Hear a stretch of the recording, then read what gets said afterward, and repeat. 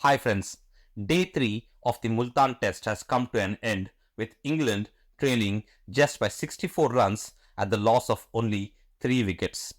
Tomorrow, if England play till tea, then this test will get interesting. But before that, the Multan pitch has once again come under severe scrutiny for being a dead pitch, or like how Kevin Peterson described it as a bowler's graveyard. In this video, we shall see how Pakistani media has reacted to the way the pitch was curated for this match. But before that, please do press on the subscribe button and also click on the bell icon to receive notifications of any videos that I shall post on my channel. I have noticed that 99% of the viewers are only watching the video. I sincerely hope that you will subscribe to my channel and support me.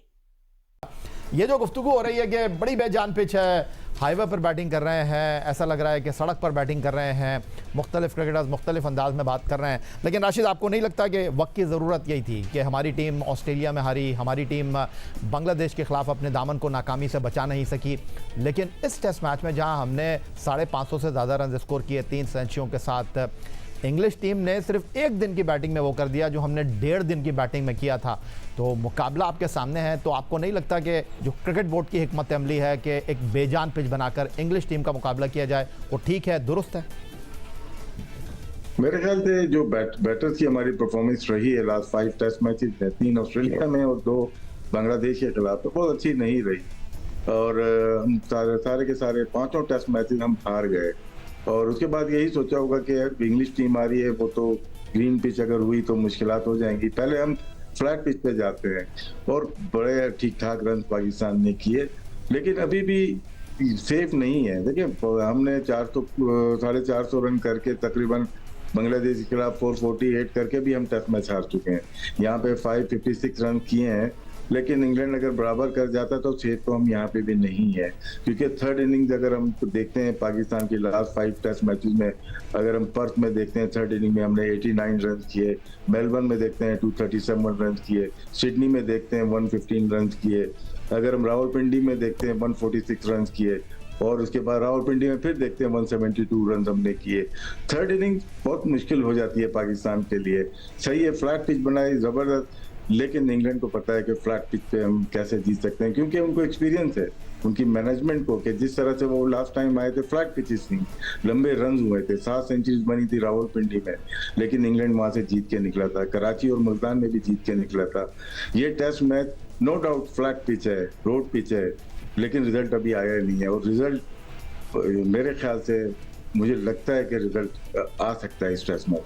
तो आप कहना क्या चाहते हैं राशिद, हिकमत अमली ठीक थी या हमने जो ठीक थी, लेकिन मैं ये समझता हूँ कि एक स्पिनर हमारा शॉर्ट था और हम नेगेटिव बहुत ज्यादा चलेगा थ्रू आउट द डे। देखें आप, हमने टांग से मतलब ऑन साइड पे फील्ड पैक करके हम बॉलिंग करवा रहे हैं।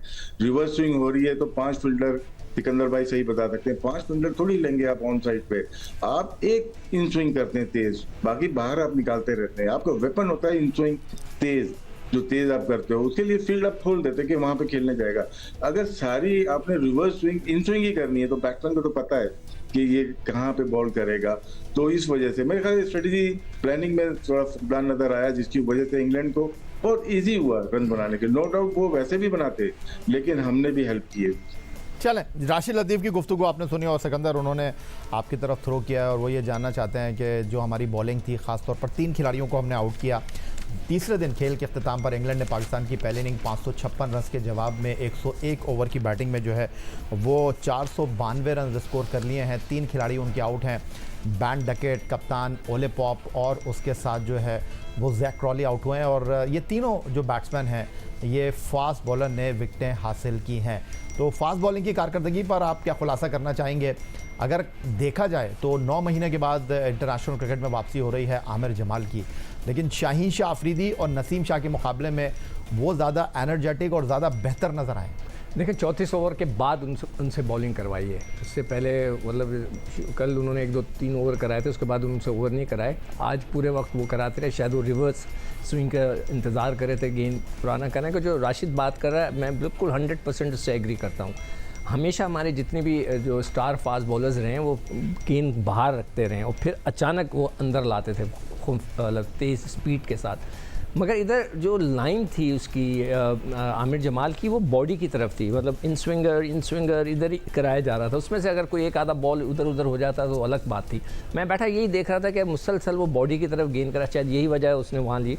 उनको ऑफ स्टंप से थोड़ा सा अंदर, बाहर से ही अंदर आना शुरू कर देते, स्लिप खड़ी हुई होती तो शायद कोई थोड़ा सा, मुझे उनकी लाइन समझ में नहीं आई और मज़ेदार नहीं थी ना।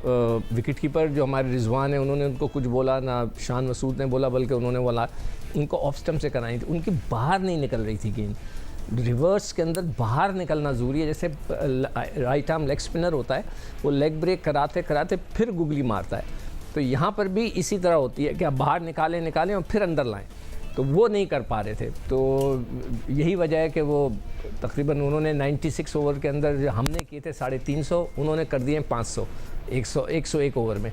तो ये फ़र्क है दोनों की बैटिंग का। फॉर्मर कैप्टन सलमान भट्ट साहब ने भी ज्वाइन कर लिया। अस्सलाम वालेकुम भट्ट साहब।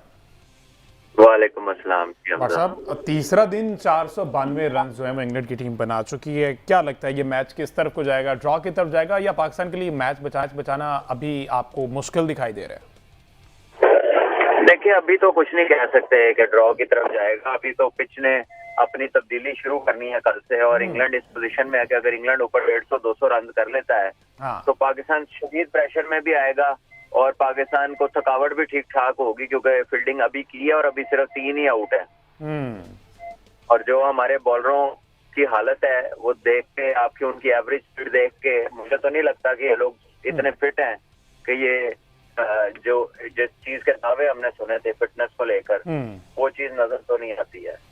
अच्छा, मेरा ख्याल है कि पाकिस्तान के बैटर्स को अब जो है ना वो अच्छी कारकर्दगी दिखानी होगी और फाइट आउट करना होगा सिचुएशन को। अच्छा सलमान भट्ट साहब, ये 2022 में अबरार का डेब्यू कराया इंग्लैंड के खिलाफ, वहाँ पर विकेटें तो मिले, हमने देखा कि अच्छा परफॉर्म किया। स्टार्ट आप ही कहा करते हैं कि मिस्टर स्पिनर का स्टार्ट जो है वो खासा मुश्किल होता है, उसको पिक करना मुश्किल होता है, लेकिन इवेंचुअली जैसे ही वो पिक होते हैं फिर उनको मार भी पड़ती है। अभी हमने देखा बहुत ज़्यादा रन अबरार को पड़ रहे हैं। क्या समझते हैं कोई टेक्निक का इशू आ रहा है या फिर उसको रीड अच्छा कर गए कि अब वो जहाँ पर भी बॉल करते हैं वो बहुत अर्ली पिक हो जाता है? देखिए, बात यह है कि मिस्ट्री स्पिनर जो है ना वो टेस्ट क्रिकेट के अंदर कभी भी बहुत इफेक्टिव नहीं रही है। बात हमने न जाने कितनी दफा अपने शोज में की है, और इब्रार की कोई ऐसी चीज नहीं थी कि जहां पे उसने को 50 पे 5 आउट कर दी हो या दूसरी टीम से मैच जीतने वाली पोजीशन में ले आया हो। अब ये कुछ लोगों ने बड़ी टीवी पे ट्राई करके उसको ले तो आए हैं, लेकिन वो आगे से दूसरी टीम को क्या करे अब। हाँ, ये मुश्किलात है राज साहब। इनके लिए भी इनके हक में बड़ी आवाज़ें उठी कि अबरार जो मिस्टर स्पिनर हैं, टॉप नॉच स्पिनर है, इनको मौका मिलना चाहिए। जब कभी कोई एक आधी सीरीज बाहर हुए हैं इनके लिए आवाज़ उठाई गई है, लेकिन जब भी आते हैं खासा मुश्किल। अब जैक लीच ने इस विकेट पे 3 आउट कर तो दिए, लेकिन उनको भी बहुत ज़्यादा रन पड़े, लेकिन अबरार तो बिल्कुल क्लूलेस नज़र आ रहे हैं। आपके नज़दीक ऐसा क्या मसला है? देखिए, इनकी इकोनॉमी भी देख लें, और आप जो इंग्लैंड के दोनों स्पिनर्स हैं, लीच की भी और जो शोएब है उनकी भी देख 5.05 की इकोनॉमी रही है आज। 5 और बाज़ का 4 से भी नीचे रहे। अब इस सूरत हाल में एक और चीज़ है, आप ये देखिए कि सन 2000 के बाद अभी आप रूट के स्टैट्स देख रहे थे, उनके लातादाद टेस्ट मैच देखें, फर्स्ट क्लास का रिकॉर्ड देखें, ओडीआई का रिकॉर्ड देखें। अब हो ये रहा है कि इनको पाकिस्तान जैसी एक ऐसी टीम भी मिल जाती है जिसको जो मर्जी आप कर लें। अब तो फ्री फॉर ऑल है, जैसे भट्ट साहब अभी जिक्र कर रहे हैं, जहाँ दिल कर रहा है वो हिट मार रहे हैं, ऐसे भी करते हैं, ऐसे भी करते हैं, ऐसे भी करते हैं। आपके बॉलर जो है वो उनका माइंड वो है नहीं, वो थके हारे और लगता है कि एक शकस खुदा उनकी सूरत हाल है इस वक्त। अब यहाँ पर आप जो हमारे कप्तान हैं शान मसूद साहब, वो बड़ी गुटी बातें करते हैं, हंस के बातें करते हैं। यहाँ पे तो जान पे बनी होनी चाहिए अब इनकी, मेरे ख्याल में, और अपनी एक ज़ाती परफॉर्मेंस उनकी बड़ी शानदार रही है। लेकिन ये अगर खुदा ना खासा, मैं नहीं समझता ऐसा होगा या होने जा रहा है, या ना मैं ऐसी पेशगोई करना चाहता हूँ, लेकिन मुझे नहीं लग रहा कि इसमें कोई बहुत अच्छी खबर हम देखने वाले हैं। अगर हम बचाते हुए इस टेस्ट मैच को हार से बचते हुए ड्रॉ करने में कामयाब हो गए, तो ये भी कोई इसमें ट्रम्पट ब्लो करने वाली बात नहीं होगी।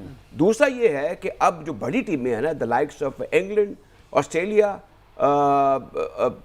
इंडिया और बिसाइड न्यूजीलैंड, हमें अब वो ऐसे मुल्कों में जाके वो खेल रहे हैं जहाँ पे फर्स्ट क्लास एक बकौल शख्स से बकवास चीज़ है, ना किसी को दिलचस्पी है, और ट्रम्पट ब्लो करते हैं, कलरफुल क्लोथिंग है, और उसमें आप ठीक है T20 मुझे लगता है बड़ा शानदार आगाज़ हो गया, सॉरी ODI वनडे क्रिकेट का फैसलाबाद में चैंपियंस कप का बड़ा अच्छा आगाज़ हो गया, लेकिन हम लोग उस तरफ आते ही नहीं हैं। अब ये जो हम 5 दिन तक अजाब भुगतेंगे ये देख देख के कि हमारे साथ हो क्या रहा है और क्या आगे होने जा रहा है। पहले आप इनसे 3-0 हार चुके हैं आज से 2-3 साल पहले। ऐसा दुआ करें 5 दिन ये चले मैच, क्योंकि नहीं, अब इसमें हमें विश्व नहीं, हमजा शफीक, हमें आप ठीक कह रहे हैं, हमें इसमें विश्वफुल रहना चाहिए कि हमारी टीम मैच बचाने में अगर हो जाएगी तो हमारी बल्ले बल्ले है। लेकिन एक एहतमाल है, इनके बारे में आप कोई बात डेफिनेट कह नहीं सकते। जो बेढंगी चाल पहले थी, आज से 2-3 बरस से पहले चल रही है, सो वो अब भी है, क्योंकि हमारी प्रायोरिटी में वो प्रॉपर क्रिकेट नहीं है जिसको आप 4 डे क्रिकेट कहते हैं, प्रॉपर क्रिकेट नहीं है और प्लानिंग नहीं है। सलमान भट्ट साहब, हमने तो ये सुन रखा था कि कोई भी सीरीज हो ना तो ओपोनेंट टीम की जो प्लेयर्स होते हैं ना, प्लेयर बाय प्लेयर उसकी तैयारी की जाती है। मोहम्मद आसिफ साहब का मैं एक इंटरव्यू सुन रहा था तो वो कहते थे कि मैंने प्लेयर बाय प्लेयर सेलेक्ट किया होता था, फलां विकेट तो मेरी कंफर्म है, बाकी के लिए मैंने कितनी मेहनत करनी है। हैरी ब्रूक के बारे में जानना चाहूंगा। हैरी ब्रूक जब भी पाकिस्तान के अगेंस्ट आते हैं वो बहुत अच्छा परफॉर्म करते हैं, अभी भी 130 के करीब गालिबन ये स्कोर कर चुके हैं। ऐसा क्या मसला पेश आता है हमारे बॉलर्स, क्यों उनके खिलाफ स्पेसिफिकली अगर बात की जाए अभी सिर्फ हैरी ब्रूक की, कि वो हमेशा ही पाकिस्तानी बॉलर्स की खूब पटाई करते हैं, तो इसके लिए कोई तैयारी आप नहीं समझते कि करनी चाहिए या करनी पड़ेगी? भट्ट साहब,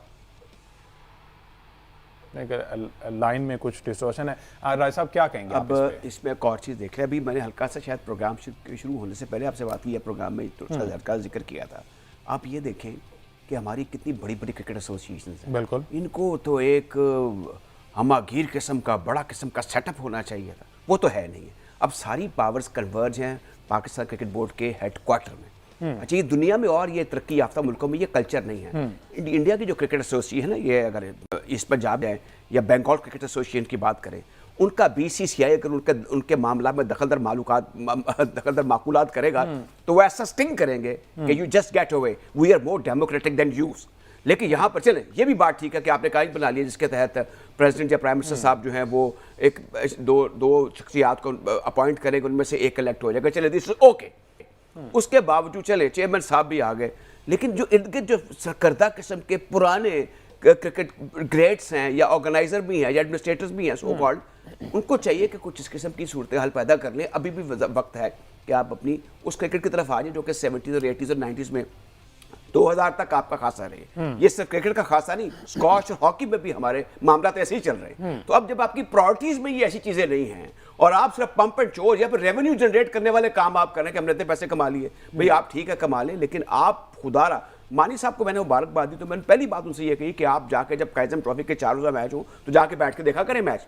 लेकिन ना किसी के पास वक्त है ना कोई देखता है, वो भले आदमी थे, मैं नहीं कह रहा, लेकिन बात सिर्फ इतनी है कि आपकी प्रायोरिटी, जब ये जो क्रिकेट देख रहे हैं इसमें भी लगता है कि अब बेजार हो गए। ये बेजार होने वाली बात नहीं है। बड़े बड़े, आप 78 में इंडिया आई थी, बुरकस निकालते था जहीर अब्बास ने, चंद्रशेखर का, प्रसन्ना का, बेदी का, बड़ी बड़ी लंबी इनिंग्स खेली थी उन्होंने, मैच 2 फैसला करूंगा पाकिस्तान के हक में गए। बात सिर्फ इतनी है कि जिस माइंड सेट के साथ उतर रहे हैं आप, क्योंकि प्लेयर्स के सोल माइंड में एक तरफ है बिग बैश, एक तरफ है वो कैरेबियन लीग, एक तरफ पाकिस्तान सुपर लीग है, और एक तरफ इंग्लैंड जाना जी, वहाँ हमें 40,000 50,000 मिलेंगे पाउंड स्टर्लिंग, हमारी बल्ले बल्ले हो जाएगी। पाकिस्तान तो हमारी प्रायोरिटी नहीं है। अब इससे बड़ा जरूरी है कि लाउड एंड क्लियर, हल्का हल्का से ऐलान करता है PCB, इनको बड़े वाज़ेह अंदाज में कर देना चाहिए कि आपको NOC तब मिलेगा या नहीं भी मिलेगा। अब देखिए इंडिया ने तो T20 क्रिकेट अपने क्लब में भी बैन कर दिया, जो क्रिकेट में T20 है ही नहीं। तो हमारी प्रायोरिटीज को बड़ा साइंटिफिकली फॉर्मर क्रिकेटर्स को लेकर, जिसमें सलमान भट्ट भी शामिल हो सकते हैं, कि आप उनको और बड़े अच्छे जेर के लोग पाकिस्तान में जो टेस्ट क्रिकेटर्स हैं उनको लेकर आए और तजवीज़ लेने। पहले भी ये बात हुई है। जी बहुत शुक्रिया ज्वाइन करने के लिए। कितनी फ्रस्ट्रेशन और मायूसी उठाए हमारी कौम। ये 2023 के एशिया कप से हालिया सिलसिला शुरू हुआ है, वो भी नाकाम, वर्ल्ड कप नाकाम, T20 वर्ल्ड कप नाकाम, कभी आयरलैंड से हार रहे हैं, कभी USA से हार रहे हैं। चलें, तब पहले तो ये मामला बाबर आजम की हद तक था और शायद ठीक भी था, उनकी कप्तानी पर सवालात उठते हैं और हमेशा उठने चाहिए अगर परफॉर्मेंस ना आए। लेकिन अब तो शान मसूद का 6ठा टेस्ट मैच है, प्रॉब्लम जू के तू हैं। और सबसे बड़ी बात आलिया जी, अभी आप बोर्ड में भी रहकर आई हैं कुछ अर्सा, मतलब पिच हमारी यहाँ कौन सही करेगा। अभी शायद आशमी साहब भी ये फरमा रहे थे कि मैं तो ये सवाल करूँगा कि आप इस तरह की पिचेस बनाकर अपना जो मजाक उड़वा रहे हैं, इसका ऑर्डर कौन देता है? यकीनी तौर पे बहुत ज्यादा फिक्र करनी हाँ। चाहिए, इन सवालों के जवाब ढूंढने चाहिए, मगर इतने मुश्किल नहीं है। और ना हम लोग इतने बेखबर हैं कि हमें ना पता हो कि किसके हुक्म पे इस किस्म की पिचेस बनती हैं। हमारे यहाँ एक ये जो कल्चर है ना, डिफेंसिव कल्चर, जिसमें हमने हारना नहीं है, और हारने से हमने इतना डरना है कि समटाइम्स हम जीते हुए मैचेस के बाद हार जाते हैं। बिल्कुल ठीक। तो ये जो एक खौफ का एलिमेंट है, इसने हमें बर्बाद कर दिया है। और ये खौफ बेसिकली पाकिस्तान क्रिकेट बोर्ड से शुरू हुआ है। उनके हुक्म पे ही कप्तान की अंडरस्टैंडिंग के साथ, मैनेजमेंट की अंडरस्टैंडिंग के साथ ये चीजें की जाती हैं। आप सिर्फ अभी की एशिया कप और उस वक्त की बात क्यों कर रहे हैं, 1 साल पहले क्यों कर रहे हैं? 2021 से आपने कोई टेस्ट नहीं जीता। बिल्कुल ठीक। के बाद तो आपको इंग्लैंड और ऑस्ट्रेलिया हरा के पहले गई हैं। मतलब अभी बांग्लादेश 2-0 से हरा गई। पॉइंट सिर्फ ये है कि हमें जिस ब्रांड की क्रिकेट खेलनी चाहिए, जिससे आपकी दुनिया में इज्जत हो और लोग आपको बल्कि अब हम तो शर्म आती है निचली टीमों का भी नाम लेते हुए कि सही बात है। सेकेंड टियर में लोग जो है, देखें ना, अफगानिस्तान आलिया अफगानिस्तान कहाँ से कहाँ चला गया। जी, श्रीलंका बीट कर रहा है टीमों को, बांग्लादेश अपने घर पे बीट कर रहा है न्यूजीलैंड को, अफगानिस्तान खेल रहा है। तो हम लोग कहाँ हैं? हमने अपने आप को खुद बर्बाद किया हुआ है, और ये हमारे पॉलिसी मेकर्स की वजह से हुआ है। बिल्कुल ठीक। सिर्फ ये एक दिन की कहानी नहीं है, ना ही किसी एक इंडिविजुअल को आप जिम्मेदारी दे सकते हैं। ये प्रॉब्लम है ओवरऑल, जो आपकी कलेक्टिव सोच है वो ये है कि ओहो हो, अब हमारा क्या मसला है? हमारा मसला ये है कि टर्निंग ट्रैक पे भी हम अच्छा नहीं खेल सकते स्पिनर्स को, ठीक है, और हमारे पास फास्ट बॉलर्स हो, और अगर हम ग्रीन टॉप बना दें भाई, ठीक है, अगर इस्लामाबाद में इस्लामाबाद में अगर ग्रीन टॉप पिच बन सकती है तो डायमंड क्लब में, तो ये कैसे मुमकिन है कि पाकिस्तान में नहीं बन सकती? ये तो सारी पॉलिसी साजी की बात है। और उसके ऊपर से माशाल्लाह जो हमारे स्पिनर्स हैं, उनकी जो क्वालिटी है वो हैरानकुन है। मेहनत करना सबने छोड़ दी है, और अबरार ने तो इतना ज्यादा मायूस किया है, क्योंकि मतलब ना मैंने देखा कि वो जब टीम में नहीं थे, और मैं उस वक्त क्रिकेट बोर्ड में भी थी, तब भी मुझे उनकी रिपोर्ट्स जो हैं वो उनके फिजियोज के जरिए भी पता चली, मैंने अपनी आंखों से देखी, जिसमें साफ साफ ये लिखा था कि ये फॉलो ही नहीं करते डिसिप्लिन को, जो कि प्रोटोकॉल्स को, जो कि फिटनेस के लिए होते हैं। तो जब आपके प्लेयर, जब नसीम शाह इतनी देर से बाहर बैठे थे, तो क्या कर रहे हैं? अगर आप इन पिचेस पे अपना पेस नहीं बढ़ा रहे, आप रिवर्स नहीं कर पा रहे, आपके पास कोई स्किल ही नहीं है कि आप अपनी कंडीशन में विकेटें ले सकें, तो भाई फिर आप किस चीज के लिए हैं? बिल्कुल ठीक। चीज के लिए पैसे क्रिकेट बोर्ड आपको सेंट्रल कॉन्ट्रैक्ट में रखा है। ठीक है आलिया, मैं इस टेस्ट मैच पे आता हूँ, आपसे मैं कमेंट ले लूँ, फिर गुलाम मुर्तज़ा की तरफ चलेंगे, जो कि फिर हमें 1-2 और टॉपिक भी कवर करने हैं। टेस्ट मैच में अगर हम देखें, पहले तो हमने जो 11 खिलाई, हमने देखा कि ठीक है, खुर्रम शहजाद अनफिट हो गए थे, लेकिन मीर हमजा ने कुछ बेहतर परफॉर्म किया था। ऑस्ट्रेलिया और बांग्लादेश की सीरीज में नई बॉल से उन्होंने आउट करके दिए और डिसिप्लिन बॉलिंग करते दिखाई दिया, हमने उनको बिठा दिया। दूसरी चीज़, आलिया विकेट के लिहाज से 556 तो चल हमने बना दिए, 485, 2 बातें फरमा दीजिएगा। एक तो जो 11 हमने खिलाई, क्या आपके ख्याल में एक स्पिनर शॉट भी हमने खिलाया, क्या ये दुरुस्त फैसला था? दूसरा, इस टेस्ट मैच का आप फ्यूचर का देख लें, जो कि पाकिस्तान की तीसरी इनिंग की परफॉर्मेंसेज बहुत भयानक हैं पिछले 2-3 सालों में। जी बिल्कुल ऐसा है। देखें, मैं यही तो बात कर रही हूँ ना, अगेन वही पिच की बात आ जाएगी, सिलेक्शन के मुताबिक होती है। अगर आपने स्पिनर्स के लिए कुछ रख देते, साजिद खान इतना अच्छा परफॉर्मेंस दी, उसने अवार्ड भी हासिल किए, आप उसको क्यों आपने बाहर बिठाया हुआ है? क्या आपको सूट करता था? तो आपको एक प्रॉपर स्पिनर जो है वो होना चाहिए था। अब कहने को तो ब्रार भी प्रॉपर स्पिनर है, ये बात नहीं है। उन्होंने 38 पिछले टेस्ट मैचेस में 6 मैचेस में 38 विकेटें ली हुई हैं, ये बात नहीं है। बात सिर्फ ये है कि जब वो एक बैड पैच, एक लीन पैच आया, और आप जब, हमारा ये ट्रेडिशन है, आप इसको गौर फरमाएं कि हमारे प्लेयर्स जब फिटनेस या किसी भी वजह से ड्रॉप होते हैं, तो उसके बाद जो वो कमबैक होता है ना, उसमें वो बजाय इंप्रूव करने के वो गायब हो जाते हैं, यानी आहिस्ता आहिस्ता वो खराब होना शुरू हो जाते हैं। कितने प्लेयर्स, हारिस सोहेल में कितने प्लेयर्स की मिसाल दे सकते हैं। बिल्कुल ठीक। तो अपने ऊपर काम करना ये प्रोफेशनलिज्म का तकाजा होता है, और ना ही पाकिस्तान क्रिकेट बोर्ड का जो हमारा मेडिकल डिपार्टमेंट है, आपके सामने हसनैन की मिसाल है, अपने पैसों से जाके अगर वो लंदन में, यूके में अपना इलाज कराते हैं, प्लेयर्स अपने ऊपर इन्वेस्ट करते हैं तो बच जाते हैं। वो कितना अच्छा परफॉर्मेंस उन्होंने दी, अभी हमने देखा हसनैन। तो क्या वजह है? नसीम शाह जो है यहाँ बैठे हुए थे, इतने अरसे से टीम से बाहर थे, वो टीम से बाहर थे, तो उनको अपने ऊपर काम करना चाहिए था।